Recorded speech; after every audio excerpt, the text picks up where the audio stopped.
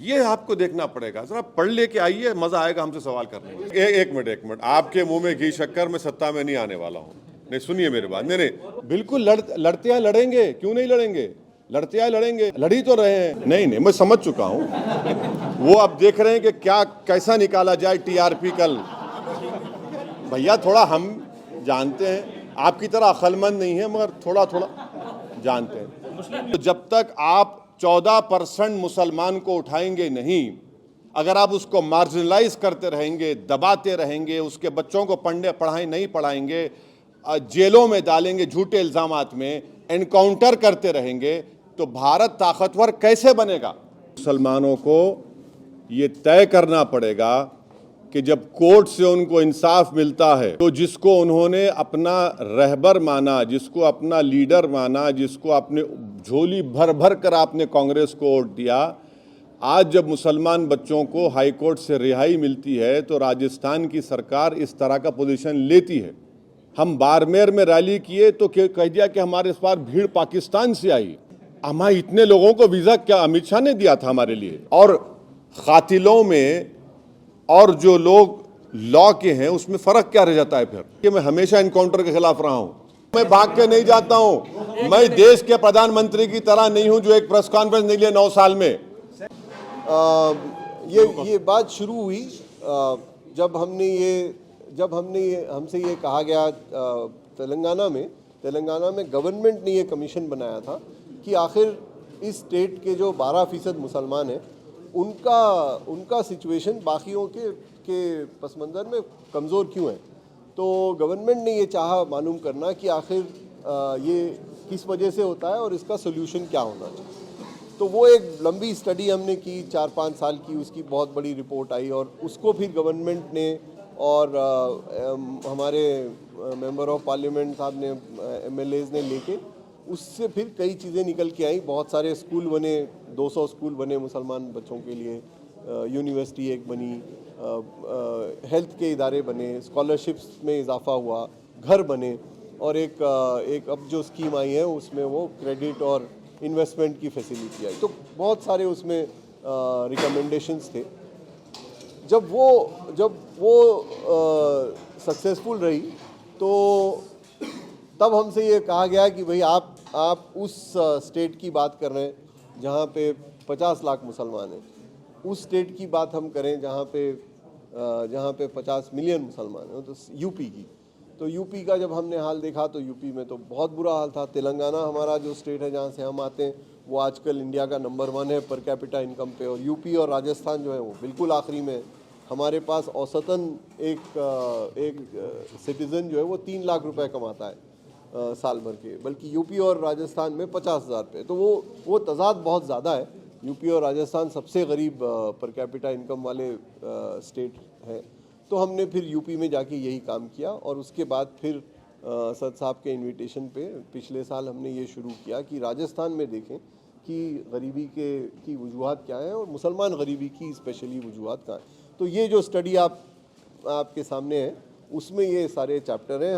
हम इसमें बड़ा सिंपल सा एक मेथोडोलॉजी करते हैं कि राजस्थान के जो बड़े रिसर्चर हैं, बहुत बड़े जाने माने लोग हैं, आपने देखा प्रोफेसर शोभिता थी राजगोपाल, प्रोफेसर संघमित्रा आचार्य, प्रोफेसर अबू साले शरीफ, प्रोफेसर अमिताभ कुंडू, PC मोहनन साहब, हमने इन सबको जमा करके ये सवाल रखा उन पर कि भाई आखिर राजस्थान के मसले क्या क्या हैं। तो उसमें फिर ये समझ में आया कि राजस्थान के मसले पहले उसकी डेमोग्राफी है कि मुसलमान रहते कहाँ हैं। बहुत ज़्यादा मुसलमान राजस्थान के शहरों में रहते हैं और शहरों में रहने का एडवांटेज भी है और प्रॉब्लम भी है। जब 50% मुसलमान शहर में रहता है तो शहर में नौकरियां चाहिए होती, नौकरियां उतनी है नहीं, लेकिन शहर की वजह से एजुकेशन इदारे और हेल्थ के इदारों का एक्सेस ज़्यादा होता है। तो आप देखेंगे कि मुसलमान हेल्थ अगर आप देखें मुसलमानों की तो गैर मुसलमान हेल्थ से बेहतर होती है। राजस्थान लाइफ एक्सपेक्टेंसी जिसको हम कहते हैं वो ज़्यादा है, एनीमिया औरतों में कम है, लेकिन माइल न्यूट्रिशन बच्चों में बहुत ज़्यादा है। वो इस बात की दलील है कि बच्चे बहुत ज़्यादा गुर्बत के शिकार हैं। एजुकेशन सेक्टर में अगर आप देखें तो एजुकेशन में बहुत बड़ा बुरा हाल है। शुरुआत तो बिल्कुल ठीक होती है, शुरुआत बहुत सेक्युलर होती है, सारे राजस्थान के बच्चे स्कूल जाते हैं, सब। लेकिन जैसे ही आप सेकेंडरी स्कूल में आते हैं तो बहुत सारे ड्रॉप आउट होते हैं, वो भी सब ड्रॉप आउट होते हैं, लेकिन मुसलमान ज़्यादा ड्रॉप आउट होते हैं, हायर एजुकेशन तक वो गायब हो जाते हैं। तो ये हमने एजुकेशन में देखा। फिर जब हमने देखा कि एग्रीकल्चर में क्या हिस्सा है, तो ये समझ में आया कि एग्रीकल्चर में जो एसेट ओनरशिप है, यानी जो मिल्कियत है, वो नहीं के बराबर, लैंडलेसनेस बहुत ज़्यादा है, तो वो एग्रीकल्चर का मसला है।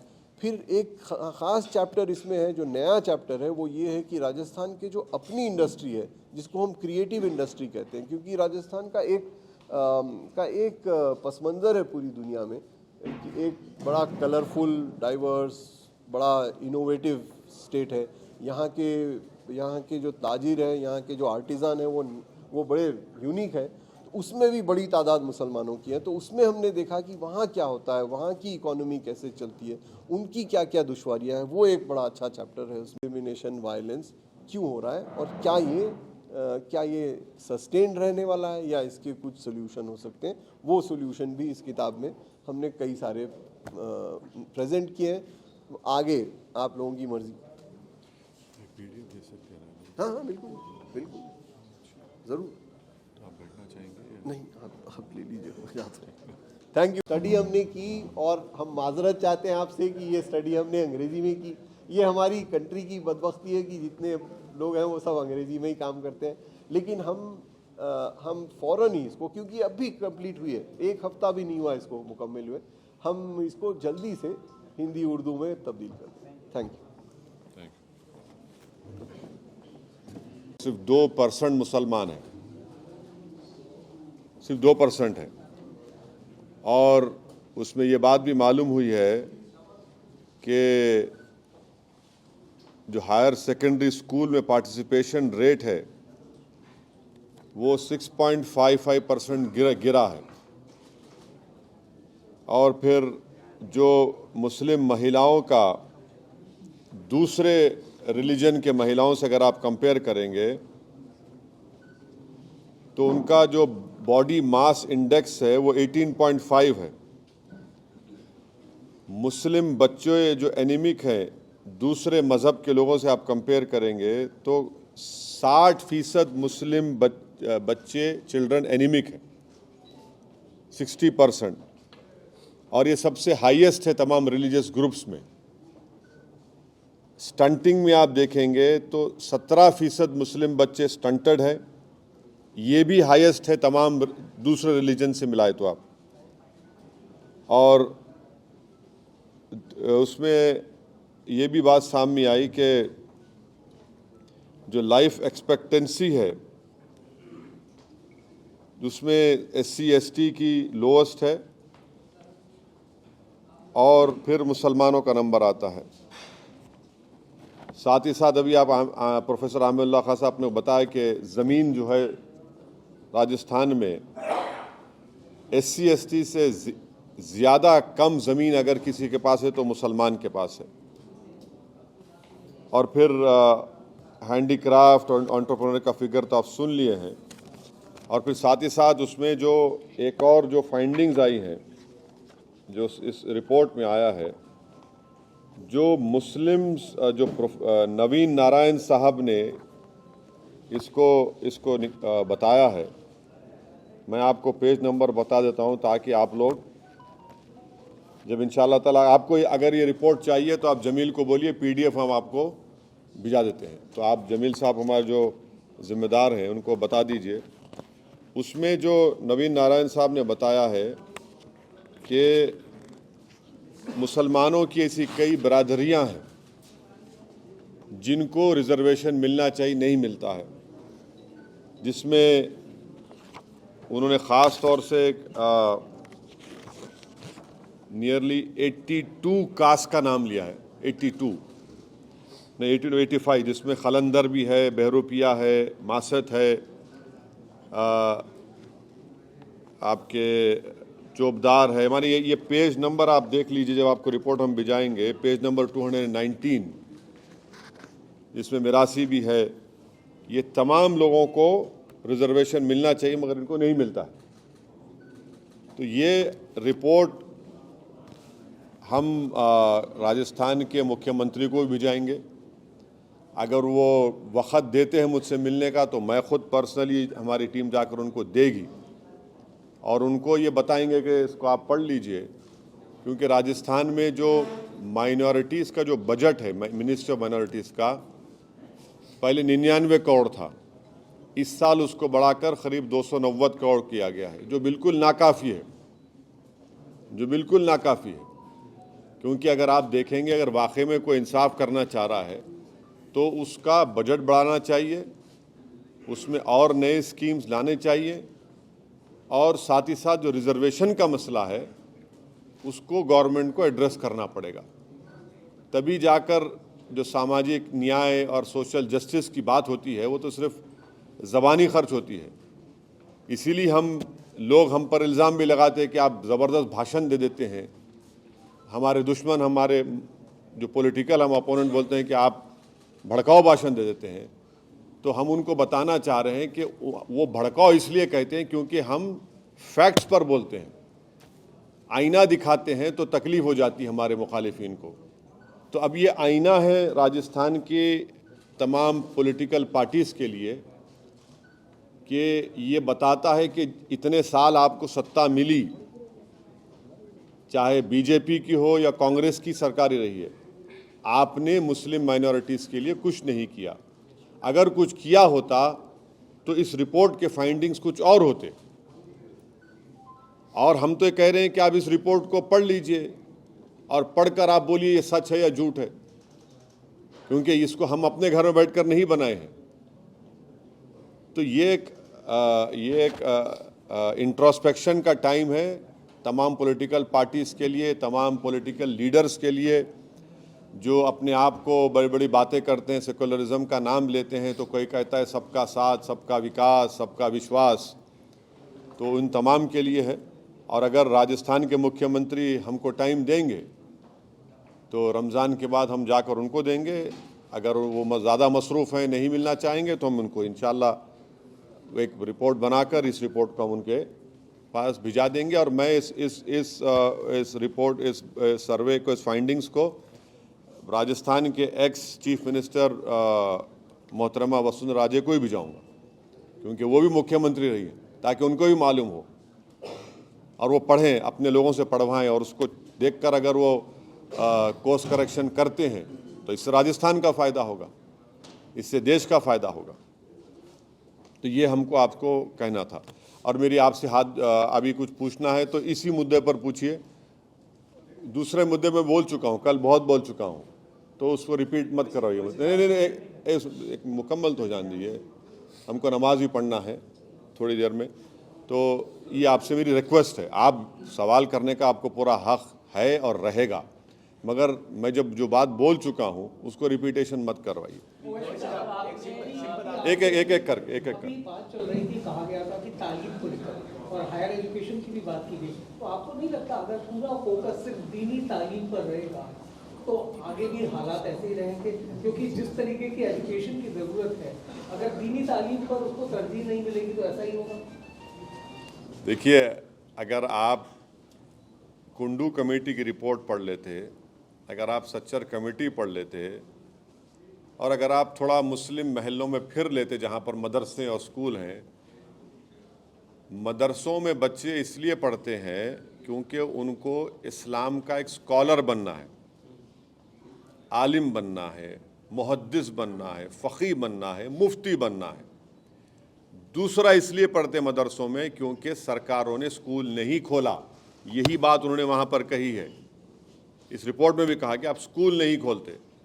सरकार अगर स्कूल खोलेगी तो बच्चे बराबर जाएंगे स्कूल को। तीसरी बात यह है कि प्राइवेट स्कूल में, जैसा अभी आमिर साहब ने कहा कि जब एंट्री लेवल पर सब बराबर होते हैं, मगर जब आगे बढ़ते हैं तो फाइनेंशियल वेरवितौल नहीं होने की वजह से ये सबसे बड़ा फैक्टर है दलित, मुसलमान और आदिवासी के बच्चों के ड्रॉप आउट रेट का, क्योंकि उनके पास पैसे नहीं होते अपने बच्चों को पढ़ाने के लिए। तो वो इसीलिए आप देखते हैं कि इसीलिए हम कह रहे हैं कि प्री मैट्रिक स्कॉलरशिप बढ़ाइए। केंद्र में मोदी सरकार कर दिया, सिर्फ 9th और 10th क्लास को दे रहे हैं। जबकि ड्रॉप आउट रेट होता है प्राइमरी और लेवल से शुरू होता है, क्लास 3-4 के बाद 5 के बाद ड्रॉप आउट शुरू होता है। तो मदरसे को फोकस मत बनाइए, मदरसे थे और रहेंगे, मगर आप स्कूल कितने खोरे सरकार वो देखिए, और आप प्री मैट्रिक स्कॉलरशिप के लिए क्या अमाउंट दे रहे वो देखिए। इसीलिए तो ये जो गिरावट होती है वो हायर एजुकेशन में जाकर सिर्फ 2% आते हैं मुसलमान राजस्थान में। यहाँ नीचे से शुरू हो रहा है ना, वो तो सरकार और पार्टीज की जिम्मेदारी है। ओवैसी साहब, जो प्रोफेसर अमीरुल्लाह खान साहब ने स्टडी की है उसके बेसिस पे जो कुछ आपने फाइंडिंग्स निकाली हैं, उसके बाद अगर आप राजस्थान में सत्ता में आते हैं तो क्या मूलभूत परिवर्तन आप ला सकते हैं? और दूसरा ये एक मिनट, आपके मुंह में घी शक्कर, मैं सत्ता में नहीं आने वाला हूँ। नहीं, सुनिए मेरी बात। नहीं मैंने आने के लिए क्या आप आम आदमी पार्टी और सचिन पायलट से हाथ मिला सकते हैं? देखिए अच्छा देखिए, पहली बात तो यह है कि ये जो रिपोर्ट तैयार की गई है ये सत्ता में आने के लिए नहीं की गई है। सुनिए, अरे मेरा जवाब तो सुनिए। अरे भाई, आप अपना सवाल करें, मुझे तो अब आपकी तरह जवाब दूं क्या मैं? अब 9 PM की तरह मत हो जाइए आप। सुनिए, हाँ नहीं, वो नहीं है, वो अलग है। वो 8 PM नो CM अलग है, मरी अलग है। तो ये रिपोर्ट को इसलिए तैयार नहीं किया गया कि हम सत्ता में आए। ये इस रिपोर्ट को इसलिए तैयार किया गया ताकि जो पॉलिसी मेकर्स हैं, जो पॉलिटिकल पार्टीज हैं जिनको सत्ता मिली है और सत्ता में है, उनको ये बताया जा सके कि देखिए ये पोजीशन है राजस्थान में मुसलमानों का, और आप इनके लिए कुछ कॉन्क्रीट इक़दामात करिए, कॉन्क्रीट स्टेप्स लीजिए, पॉलिसीज बनाइए। मैं सत्ता में आने की लड़ाई नहीं लड़ रहा हूं। मेरी जो पार्टी की लड़ाई है वो पॉलिटिकल रिप्रेजेंटेशन को और पॉलिटिकल लीडरशिप को क्रिएट करने की लड़ाई रही है, और वही रहेगी। अरे सुन तो लीजिए फिर। देखिए, मैं आपको मुतमईन करने के लिए सवाल का जवाब देने की कोशिश कर रहा हूं, मगर आप मुतमईन नहीं हुए तो मैं कुछ नहीं कर सकता उसको। तीसरी बात यह है कि मैं आपसे पूछना चाह रहा हूं कि आपने एक राजस्थान के डिप्टी चीफ मिनिस्टर का नाम लिया है, क्या वो छोड़ रहे हैं कि अपनी पार्टी को? मेरे को नहीं मालूम। अब मैं कैसा उसको प्रियम करके बोलूं, मुझे नहीं मालूम। और चुनाव के वक्त किससे अलायंस होगा नहीं होगा वो तो बहुत जल्दी हो जाएगा, उस वक्त देखा जाएगा। आप लोग तय कर लीजिए कौन पूछेगा। मैं ऐसा, देखिए मेरे को नमाज पढ़ना है। तीनों मुस्लिम और दिगर वेलफेयर सेक्शन में काम करती है। क्या बोला आपने? MIM SDPI वेलफेयर पार्टी क्या करते हैं? तीनों मुस्लिम और दिगर वेलफेयर सेक्शन उसमें काम करती है। अच्छा, क्या इन तीनों का एक ही मुद्दे पे वर्क करने के बावजूद राजस्थान में कोई गठबंधन की संभावना, ऐसी कोई चर्चा आपके बीच में है? देखिए, जिस सब आपका सवाल उस वक्त वाजिब होगा जब चुनाव के करीब हम उसका जवाब दे पाएंगे, अभी तो कुछ नहीं दे पाएंगे। एक काम करते हैं, 2 इधर से पूछिए, 2 इधर से पूछेंगे। अभी इधर से 2 पूछ लीजिए अभी। अच्छा, आप इधर से चलिए। में जो एनकाउंटर हुआ है उसमें गुलाम की मां ने ये कहा कि उसे अपने कर्मों की सजा मिली है। अच्छा, आप क्या कहते हैं? भाई मुझसे ये भी कहा कि मजहब से नहीं जोड़ा जाए। नहीं, मुझसे क्यों पूछ रहे आप ये? क्योंकि सर आप मुस्लिम की बात करते हैं। नहीं, मुस्लिम की बात ये करते हैं ना, आप इससे पूछिए ना। अब भाई देखिए, जो सत्ता में थे उन्होंने मुसलमान को गुलाम बना दिया क्योंकि उन्होंने कुछ किया ही नहीं ना। अरे सुन तो लीजिए। देखिए अब आप अगर आप डिस्टर्ब करेंगे मैं जवाब नहीं दूंगा। मैं आपको सुनना पड़ेगा मैं जो बोल रहा हूं। आप ना सवाल पूछ लिए, मुझे जवाब देने दीजिए। गुलाम किसने बना दिया मुसलमानों को? किसने? कोई क्यों जमीन नहीं देते राजस्थान में? लैंडलेस सबसे ज्यादा मुसलमान है, 2% ग्रेजुएट हैं, क्यों हो रहा है? कौन जिम्मेदार है? ड्रॉप आउट रेट सबसे ज्यादा क्यों है? क्यों रिजर्वेशन नहीं दिया जाता मुसलमानों की बरादरियों को? वोट तो ले लेते हैं। ये पॉइंट के लिए तो रिपोर्ट हम बनाए हैं। अब रहा सवाल यूपी का, मैं कह चुका हूं उसकी बीवी ने, पत्नी ने तो ली ना बॉडी, अब वो नहीं दिखा रहे। वो भी दिखा रहे हैं। अरे दिखाइए, फिर बोलिए। माने लिए। अरे मैं क्या रिएक्शन दूं? मेरा रिएक्शन यही रहा है, यही कह रहा हूं कि मैं जब 1994 में MLA बना उस वक्त के आंध्र प्रदेश में लेफ्ट विंग एक्सट्रीमिज्म बहुत ज़्यादा होता था।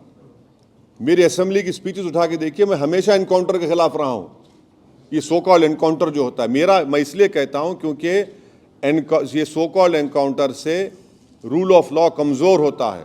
इस एनकाउंटर, सो कॉल्ड एनकाउंटर से फिर हमको कोर्ट, जजेस, CrPC, IPC, law of evidence की ज़रूरत क्यों है? और कातिलों में और जो लोग लॉ के हैं उसमें फ़र्क क्या रह जाता है फिर? यही इसीलिए तो कह रहे हैं हम, एनकाउंटर्स रूल ऑफ लॉ को कमज़ोर करता है। लोगों को हम सज़ा दिलवाइए। गांधी के कातिल को हमने गोली मारी थी क्या? एनकाउंटर कर दिया था गांधी के कातिल का हमने? इंदिरा गांधी के कातिल का एनकाउंटर कर दिया था हमने? राजीव गांधी को बम उड़ाने वालों का हमने एनकाउंटर कर दिया था क्या? दिल्ली के सड़कों पर जो सिखों का जेनोसाइड करे उनका गोली मारकर हमने ख़त्म कर दिया उनको। नेली के मैसेकर में जो मैसेकर हुआ 10,000 लोगों का, उसको एनकाउंटर कर दिया था क्या हमने? मुंबई और गुजरात की सड़कों पर जो इंसानियत का खतल हुआ उनका एनकाउंटर किया था क्या हमने? सजा हुई ना। अगर एनकाउंटर को अगर कोई सेलिब्रेट कर रहा है तो फिर मुझे लगता है कि ये तो इंसानियत का मजाक हो रहा है। और याद रखिए, अंग्रेजी की कहावत है, what goes round comes around. हाँ, मेरा स्टैंड है। अब कोई बोल रहा है कि 183 एनकाउंटर हो गए हैं। भाई 183 एनकाउंटर अगर हुए हैं तो फिर क्या हो रहा है? फिर अगर एनकाउंटर होता है तो इसलिए होता है क्योंकि आप अपनी इन्वेस्टिगेशन, अपनी प्रोसिक्यूशन को कमजोर कर रहे हैं। इसलिए कि मेरा स्टैंड ये है। हाँ, आपने भी बच्चों की बात करी राजस्थान में कि शिक्षा नहीं ले पा रहे हैं, तो आप एक्चुअली क्या मदरसों को अपग्रेड करने की बात कर रहे हैं या उनको नए स्कूल दिलाने की बात कर रहे हैं? क्या देखिए मदरसे थे, है और रहेंगे। मदरसों को बनाने का बुनियादी मकसद ये होता है कि उनको इस्लामिक स्कॉलर बनाया जाए, जिसको मौलाना कहते, मुहद्दिस कहते, मुफ्ती कहते। सुनिए, उसमें ये मकसद से तहत बनाया जाता है। सरकारों का काम यह है कि आपने राइट टू एजुकेशन तो बना दिया, तो स्कूल भी तो खोलिए। कौन रोक रहा है आपको स्कूल खोलने से?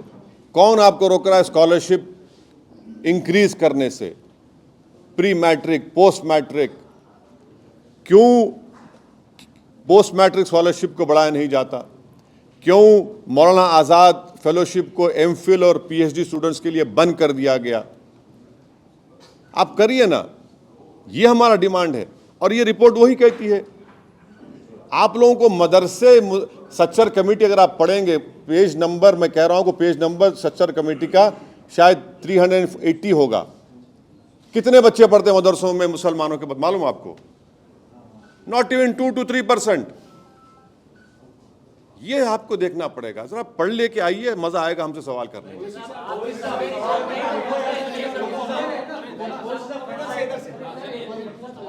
आपके सर्वे रिपोर्ट पे ही हम जानना चाह रहे हैं कि इसके बारे में ये तो बताइए कि क्या आपने डोर टू डोर सर्वे किया, कैसे चेक? अरे देखिए, सर्वे नहीं, अरे यार देखिए, अरे सुनिए, नहीं सुनिए, नहीं है। अरे देखिए, अब आप उसका जोड़ना चाहें जोड़ लीजिए। ये कोई डोर टू डोर सर्वे नहीं है।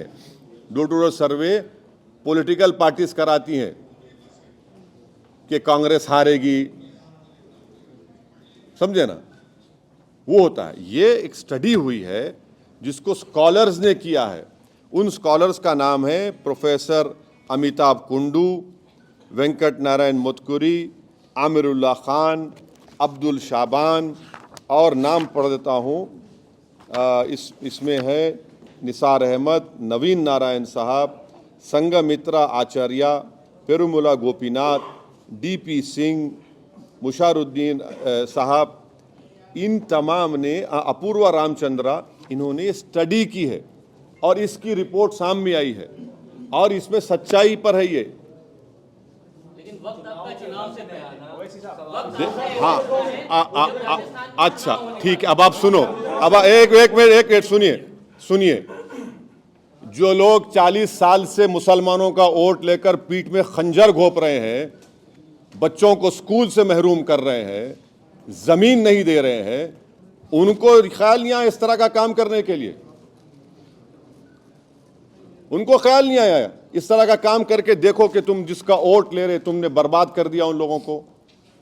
जिसका तुम वोट लेकर मुख्यमंत्री बन जाते हो, तुम उनके बच्चों के सिर्फ 2% बच्चे ग्रेजुएट निकलते हैं। जिनका वोट लेकर तुम मंत्री बनते हो, एनीमिक बच्चों में खून की कमी है। जिन महिलाओं की तुम बड़ी दहाई देते हो, उस समुदाय के महिलाओं में बॉडी मास इंडेक्स सबसे कम है। तो हम किए ये सुन तो लीजिए अरे भाई, आप इतना तकलीफ क्यों हो रही है आपको?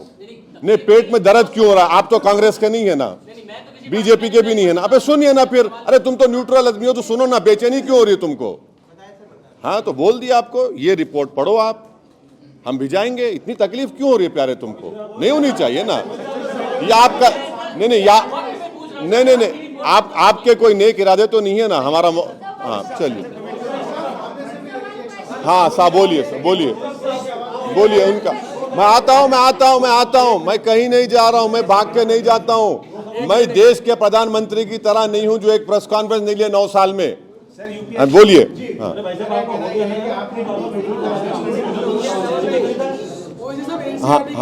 हाँ एक मिनट रुकिए। नहीं, आपको पढ़ेंगे तो मालूम होगा, मैं तो बोलूंगा आप पढ़िए इंशाल्लाह। एक चीज में जो सवाल करना चाह रहा हूँ ये है कि राजस्थान के हाई कोर्ट ने 4 मुस्लिम नौजवानों को जयपुर बम ब्लास्ट के अंदर बरी कब किया गया। उसमें केंद्र राजस्थान की सरकार, मुख्यमंत्री ने खुद ने भी ये कहा कि हम जो है इनके खिलाफ सुप्रीम कोर्ट में जाएंगे और अधिवक्ता को बर्खास्त भी कर दिया गया। तो क्या मुसलमानों को बरी होने का हक है या नहीं?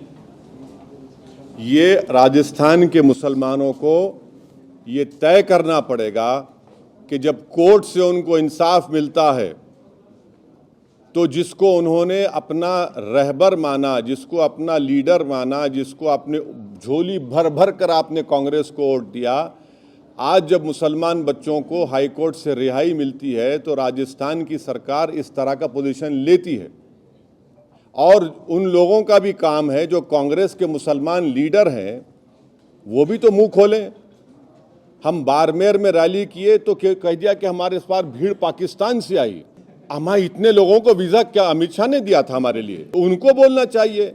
और उनको बोलना चाहिए जो हमारे आज से 1 महीना पहले यहाँ पर एक कॉन्फ्रेंस किए थे, बड़े कांग्रेस के नेता आए, बड़े लोग बैठे कौम के, और इनडायरेक्टली मैसेज देकर चले गए कुछ, तो अब उनको बोलना चाहिए।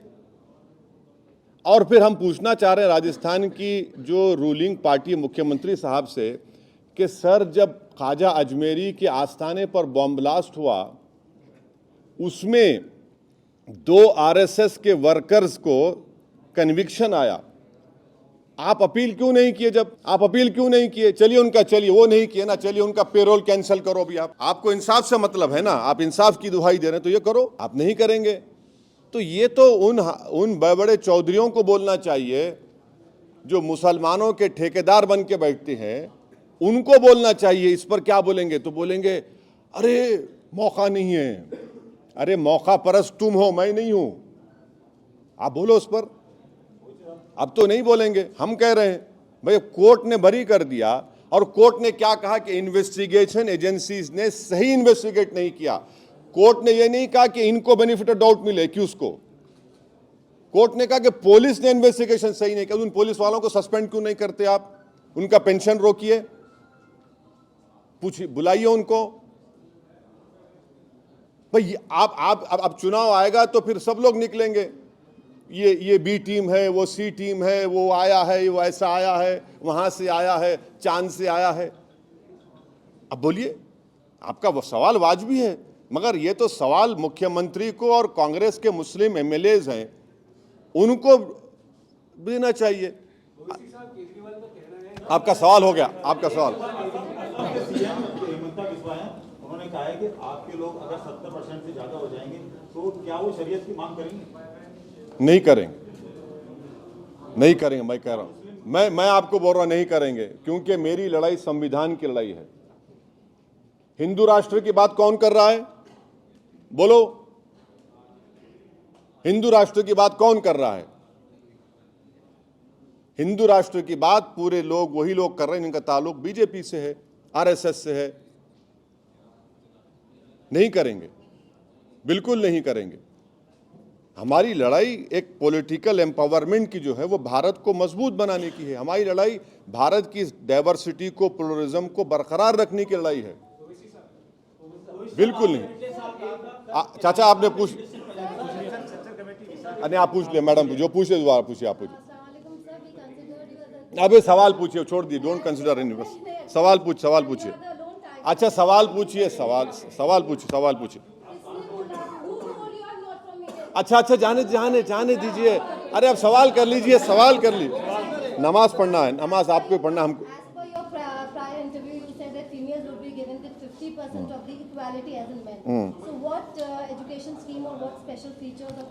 अब वो इंशाल्लाह ताला करेंगे मैडम, वो बिल्कुल है, हमारा इरादा है और इंशाल्लाह हम करेंगे। नहीं सर, जो नहीं पूछे नहीं आप, सर आप पूछ लीजिए, जो नहीं पूछे। हाँ बिल्कुल प्यारे, मैं आऊंगा, मैं कहीं नहीं जा रहा हूँ, बोलिए। वेलफेयर की बात की, जो प्रॉब्लम थी उसकी भी बात की है, एनकाउंटर से लेकर कई सवाल भी उठाए। देश में एक बड़ा ऑपोजिशन पार्टी मिलकर एक ग्रुप बना रहे हैं, आप भी कॉमन मिनिमम एजेंडा बना के उनके साथ शामिल हो सकते हैं सर, क्योंकि सब मिलके कह रहे हैं कि मोदी जी से लड़ना है क्योंकि उनकी पॉलिसी सही नहीं है। आप क्यों उस ग्रुप में शामिल नहीं हो? आप जरा बोल दीजिए ना उनको, आप बोल दीजिए भाई, आप उनको बोल दीजिए ना, आप उनको बोल दीजिए।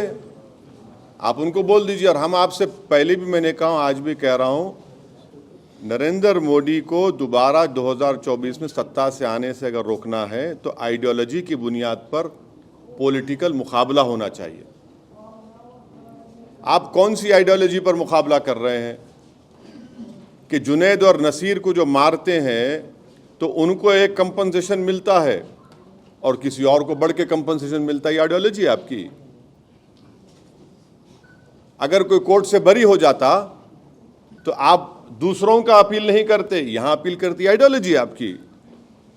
आपकी ये आइडियोलॉजी है कि आप प्रदेश के मुख्यमंत्री हैं और सबसे बिहार का पुराना मदरसा, 100 साल पुराना अजीजिया मदरसा, जिसमें 4,500 मैन्युस्क्रिप्ट्स, मखतूतात उर्दू में बोलते, वो जल जाते हैं, तो आप में इतनी तौफीक नहीं होती कि उस जगह पर जाकर मायना करें। ये आइडियोलॉजी है आपकी।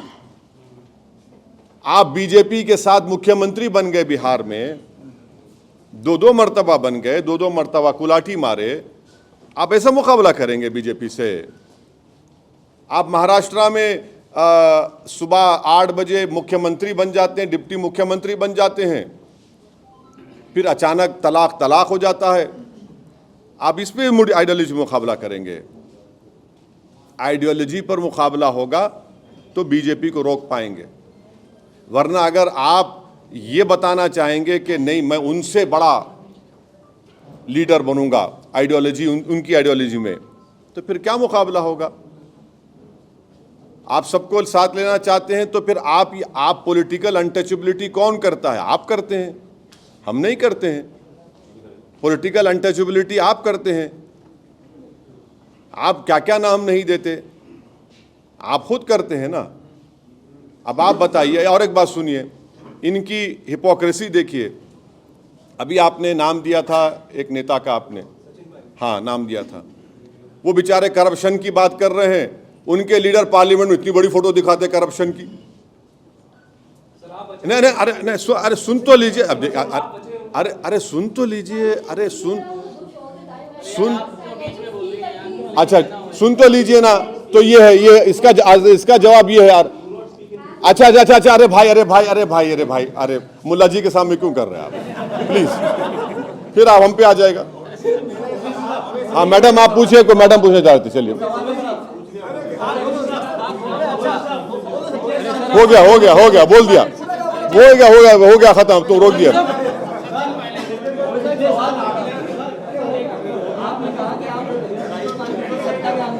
हाँ राजस्थान में आप सत्ता में आना नहीं चाहते, हाँ, आप रिफॉर्म्स के लिए उतरे, ऐसा लगता है कि आपकी पार्टी दूसरी जो अराजकता फैला रही है उनको आप बढ़ावा देते हैं? कौन? आपकी पार्टी। हाँ बिल्कुल सही कह रहे हैं आप। मैं आपकी तारीफ करता हूँ, सलाम करता हूँ उठ के आपको। नहीं सुन लीजिए, अब सुन लीजिए आप। अबे अब सुनिए, देखिए अब सुन लीजिए, अब आप सुन लीजिए। 2018 में कांग्रेस सत्ता मिली ना। आप बेहतर जानते हैं हमसे। ये मुख्यमंत्री के बेटे को हम हराए थे पार्लियामेंट चुनाव में। एक नई सीट जीती आप यहां से, हमारी वजह से। कहां भाई आप लोगों को इतना खौफ क्यों होता है हमारे से?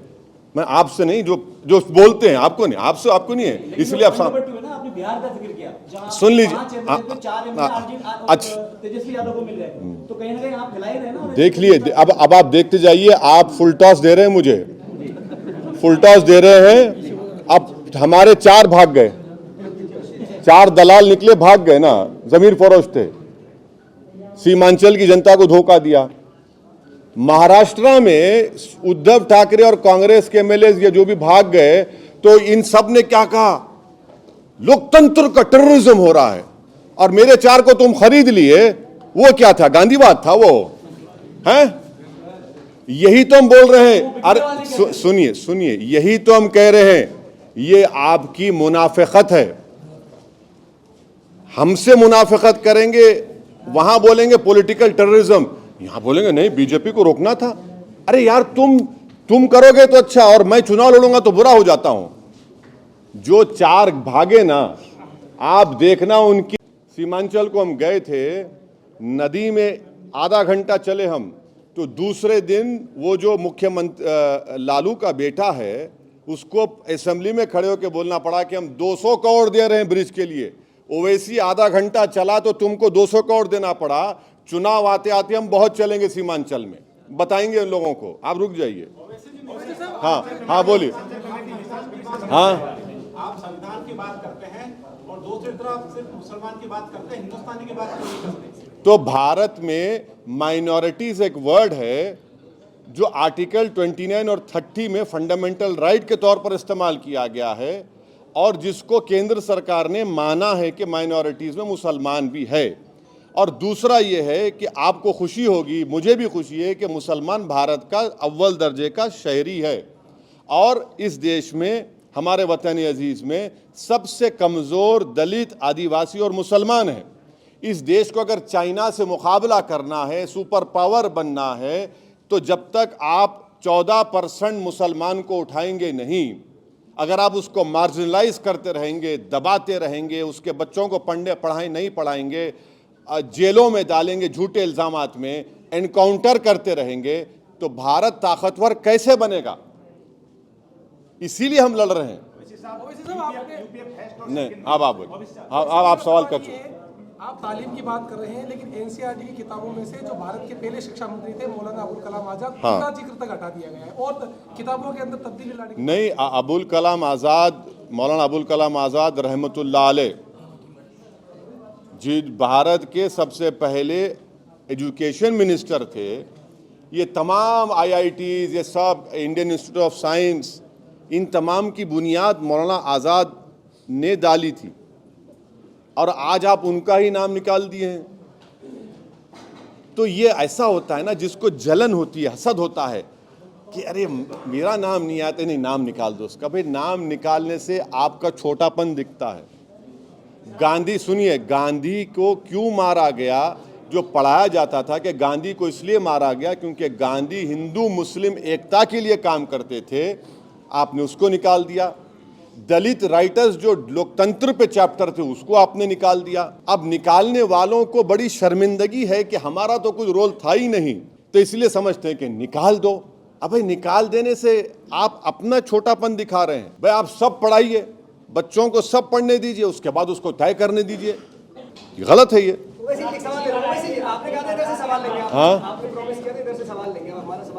हाँ, अभी ये आखिरी सवाल है, इसका जा रहे हैं, नमाज पढ़ना हमको। हाँ, पहला आखिरी नहीं, अभी आखिरी है ये। मैं ओवैसी जी कह रहा हूँ कि आपने जो रिपोर्ट तैयार की है और जिन बुद्धिजीवियों ने रिपोर्ट तैयार की है, क्या आप लोकतंत्र के महायज्ञ में इस रिपोर्ट को जनता के बीच लेकर जाएंगे जब आप चुनावी समर में उतरेंगे? तो क्या आईना दिखाएंगे कि सरकारों ने ये किया है तो क्या लोकतंत्र? आप क्या समझ रहे हैं इसको मैं ले जाकर मेरे घर में ऊपर रख दूंगा कमरे में लिफाफे में बन के? ना ना ना ना ना, इसको घोल के पीऊंगा फिर जबान से निकालूंगा जनता के सामने। हाँ, आप मुतमईन रहिए। हाँ,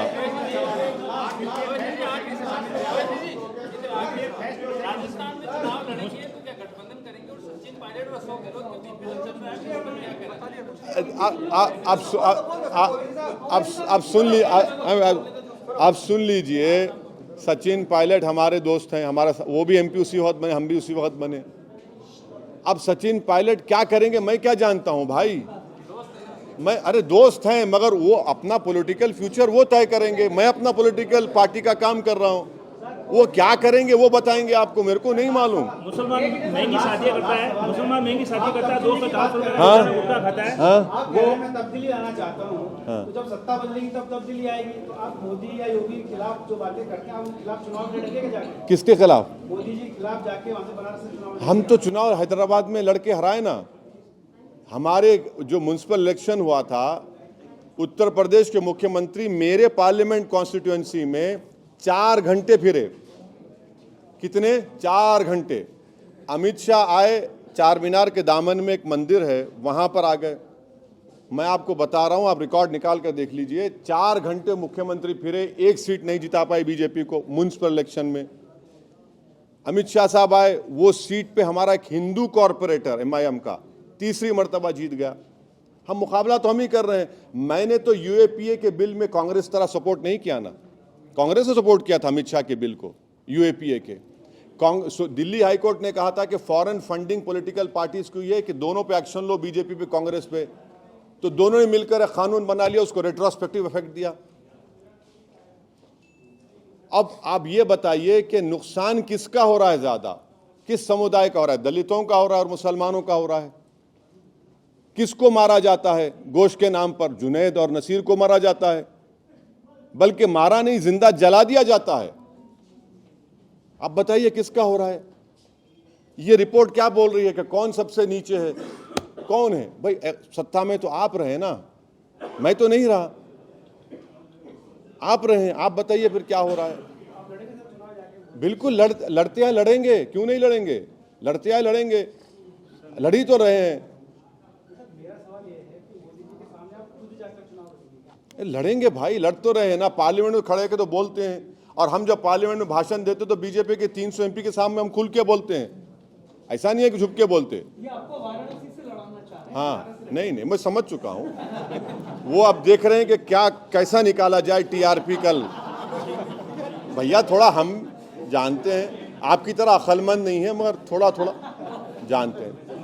अरे एक मिनट ठहर, हाँ, वो भी आएगी, वो भी आएगी। अरे मेरे भाई, कम से कम जो बोल रहा हूँ पूरा तो कर रहा हूँ ना, कोई दूसरा तो कर ही नहीं रहा है। सत्ता में आके बोल रहे हैं पूरे, अब उसके आप करेंगे, बिल्कुल करेंगे, बहुत सी चीजें हैं। Okay sir, thank you sir, बहुत शुक्रिया, thank you sir, thank you sir, thank you sir.